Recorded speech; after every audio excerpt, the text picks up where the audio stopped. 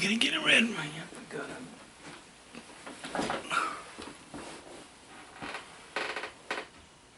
Okay.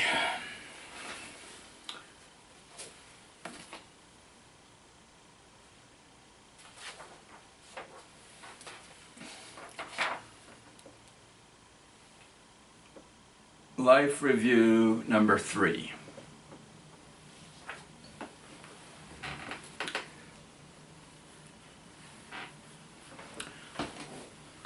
Okay, this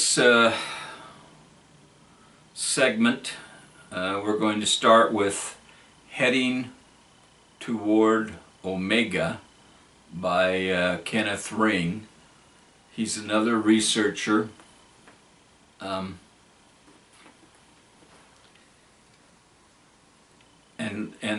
The quotes that I'm using are from people that he's interviewed as a part of his research. So they're most of them are very, very short.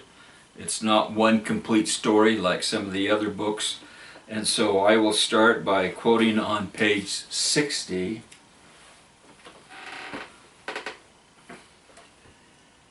And this is from one of those people that he interviewed. And I was asked if I was ready to stay, and I didn't know. I really didn't know. And I was told that I would have to go and make up my mind. I'd have to go make a decision, whether stay in the spirit world or come back to the earth. Later, before making the decision, I had the life review. Tell me about that. This review of my life passed by. A psh. She makes a fast hissing sound, just like that. Yeah, a 35mm film went click, click in a split second. It was all black and white, and I saw everything. I saw my whole life pass right by me. In any order particularly? Question from the interviewer. Oh yeah, all chronological, all precise. It all just went right by. My whole life. Question. Were you reliving these events or just watching like a spectator? I was, yeah, more of a spectator. There were no emotions. I was just watching this, and I saw my whole life pass in review. And after my whole life went by in black and white, zoom, and the black and white ended, and it got into color. And it got into things that hadn't happened yet. Things that I didn't realize, but things that have happened since then. So I included that one because this short experience also, just mentioned in one sentence, a preview of things that were coming in this person's life. And I have a lecture on preview visions. Okay, the next quote is on page 68. This part of the core experience we now know well. This is Dr. Ring talking. But it is what Hank reported afterward that makes his words of special value here. Hank's conversation rambles a bit in what follows, but his meaning is clear and instructive. Quote Hank. He then asked me, "Do you know where you are?" I said, "Yes." And he said, "What is your decision?" When he said that, it was like I knew everything that was stored in my brain. Everything I had ever known from the beginning of my life, I immediately knew about. And also what was kind of scary was that I knew everybody else in the room knew I knew. And that there was no hiding anything. The good times, the bad times, everything. I had a total, complete, clear knowledge of everything that had ever happened in my life.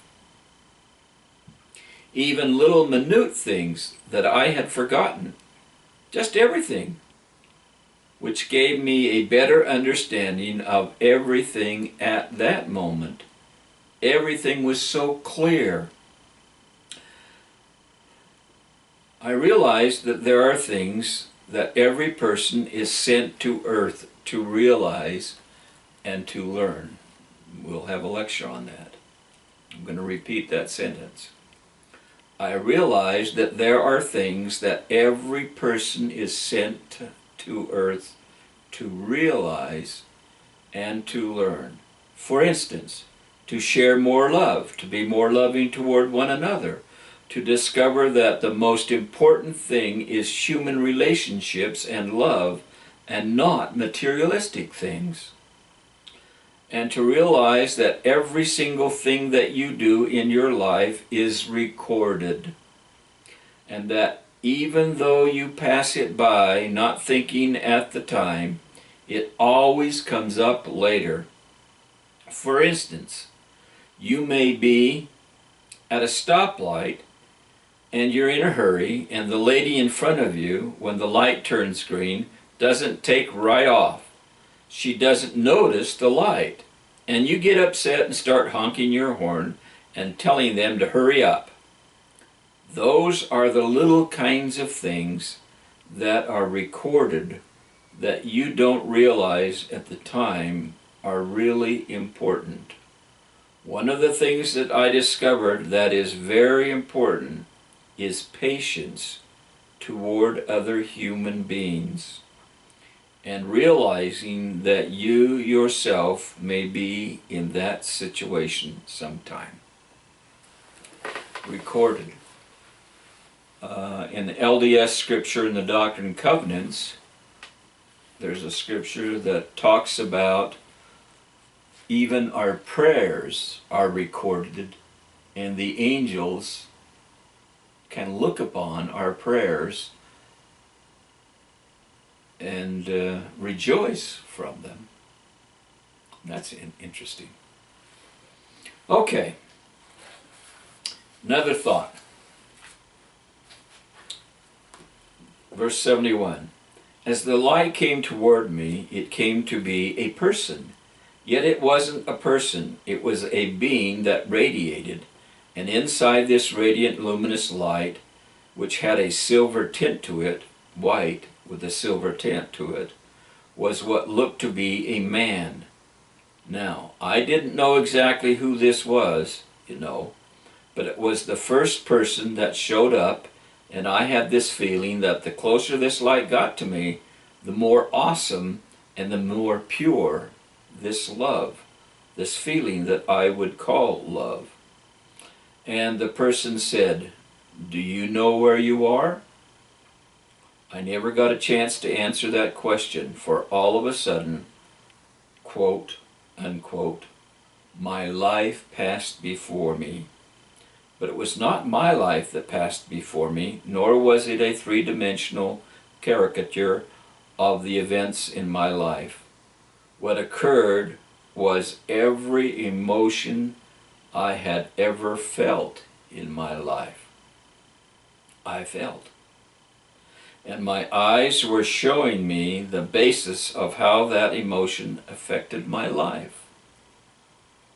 What my life had done so far to affect other people's lives using the feeling of pure love that was surrounding me as the point of comparison. And I had done a terrible job.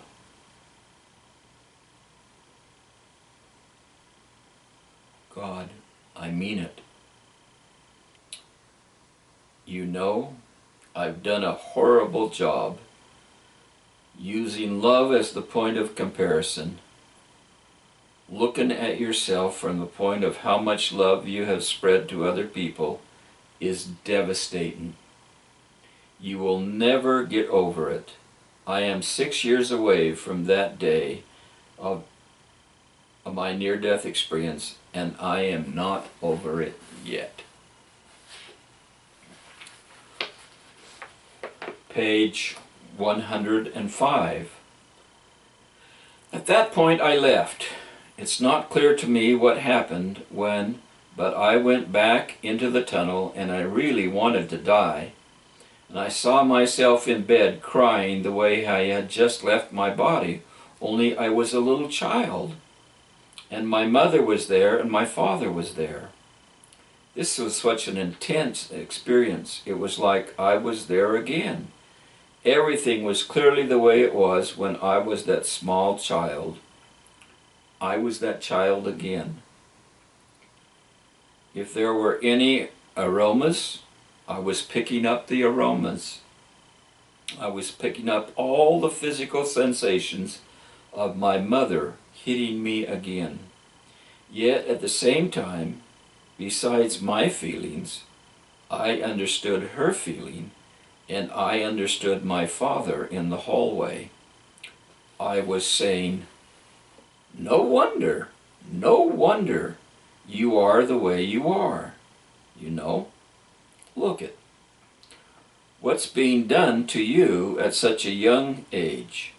I mean, I look at my kids now, and I think if I've done that to them every night, how would they feel? You know?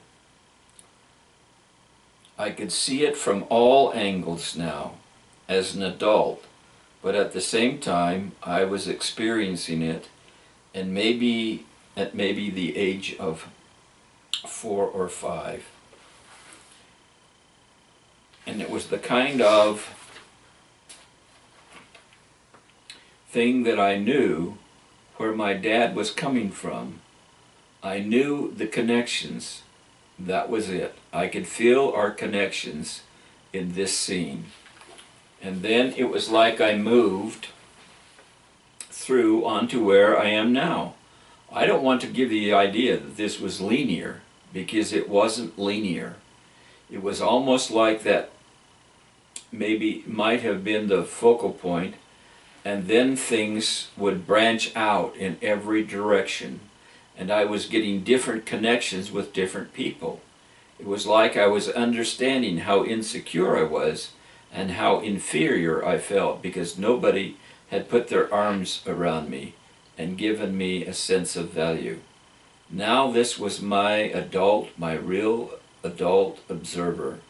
Then I was able to see my whole life unwinding from the perspective of this poor, neurotic little girl who was, you know, not really coming from the same place all the other little kids were coming from. I was a very, very lonely child. I was watching this whole childhood unfold and realizing that my head was in the wrong place, and I was able to refocus so that I had a better understanding of all the rejection I had felt. All that rejection was in my own head. It wasn't everybody else's rejecting me. Everyone else was just coming from their own problems and hang-ups. All of that stuff that had been layered on me was because my vision of what was going on was really screwed up. So it was like a corrective review, and that's important, of your life. Yeah, it was like the most healing therapy there could be.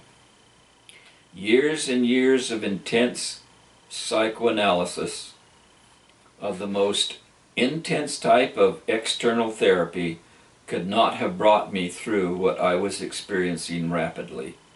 I was forgiving myself for not always being good. I was forgiving myself for being as neurotic as I had been. And I felt a great deal of forgiveness and compassion for people that I thought were being mean to me.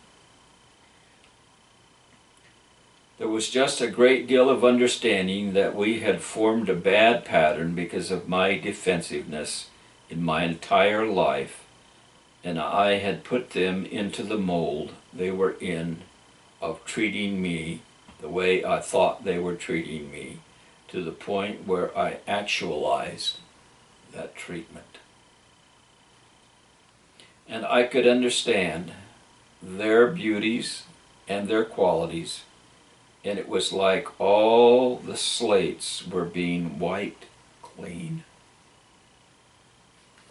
The power of a life review. She goes on. Did you actually see these scenes like images, or were you just aware of this? Questioned by the interviewer. Okay, this is very, very hard to explain. What I was really sensing was that I had layers and layers and layers of this stuff. Like the domino effect, the sudden realization from the beginning was just going through, and everything was shifting. Like each electron was jumping into another orbit. It was like a healing. It was going right through me, and I was sensing this entire evolvement of my lifetime through my feelings. And wherever I wanted to, I could sort of zoom in on different huge events in my life. Maybe I felt were good or bad. But there was no good or bad, just me re-experiencing stuff. The whole overall effect of her life review was that I had relived my life with a much healthier attitude that had healed me. And by the time I got to the end, I had the first sense of wanting to live, of wanting to turn around and struggle again in that bed.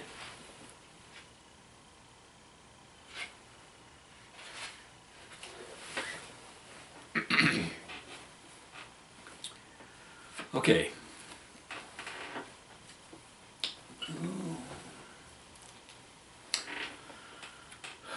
We're back to Elizabeth Kubler-Ross, a collection of recordings and lectures on life after death.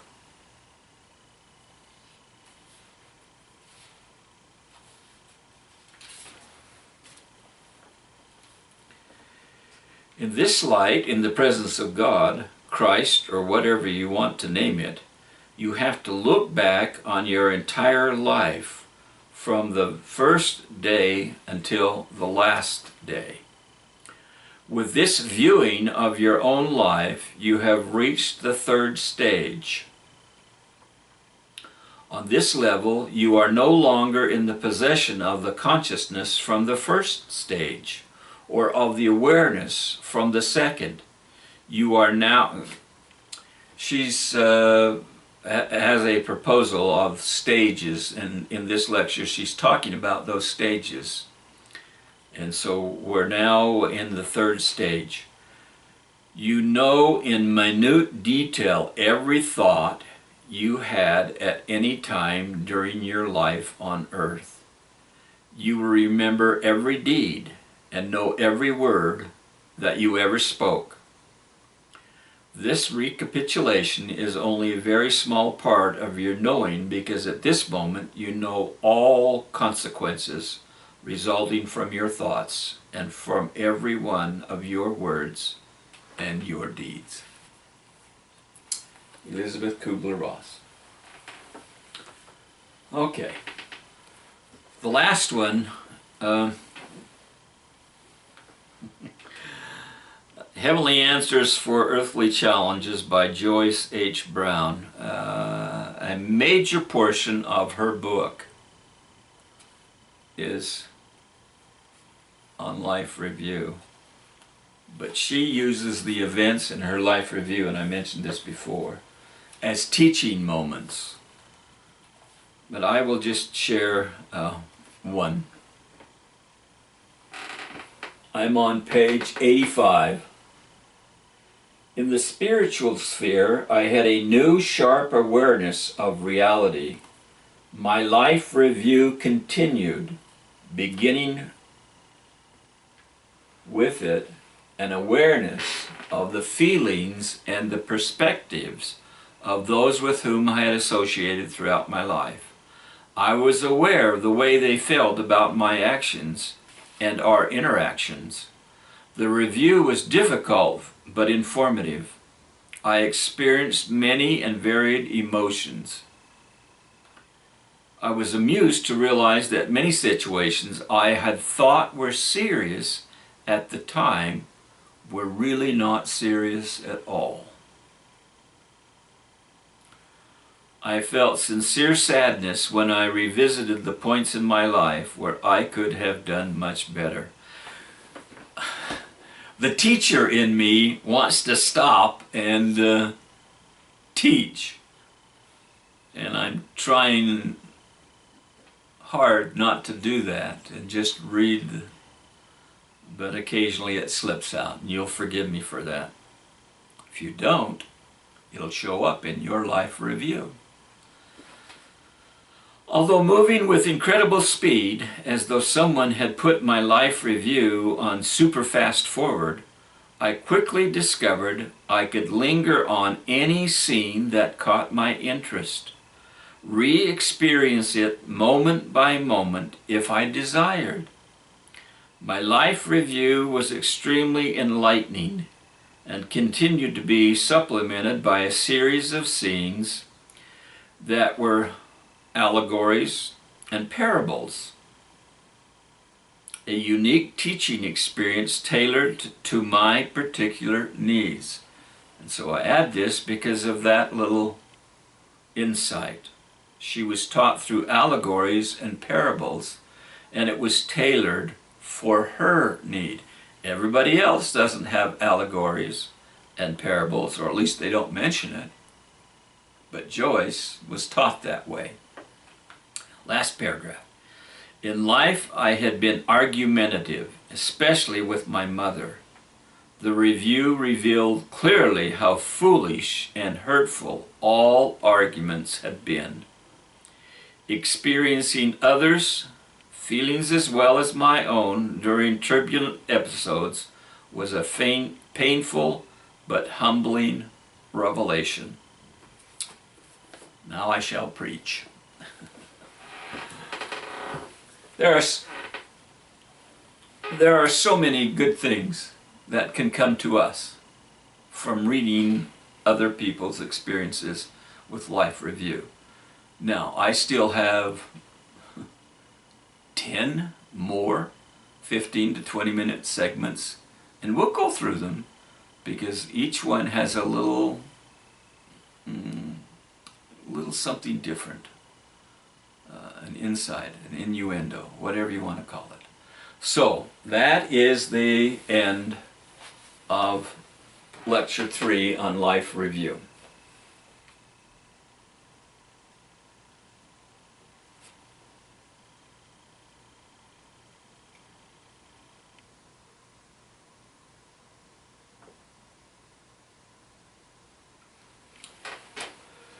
Whoa, son, that was down to 23 minutes and 29 seconds, and I just keep trying and trying, but I'm not going to apologize. It is what it is. I'll just leave out one less quote and make one more lecture. Okay, so I'm going to turn this off and let the camera cool down. And this is the end of the second disc, son. You got that? The end. I'm going to take this out, take it over to John, and he can bring it to you. And I'll let the camera cool down and start this afternoon with another one. Love you. Thank you. And I really pray at night that what we are doing is helping people. Maybe we'll never know that. I don't know. But I appreciate your help. And that's all.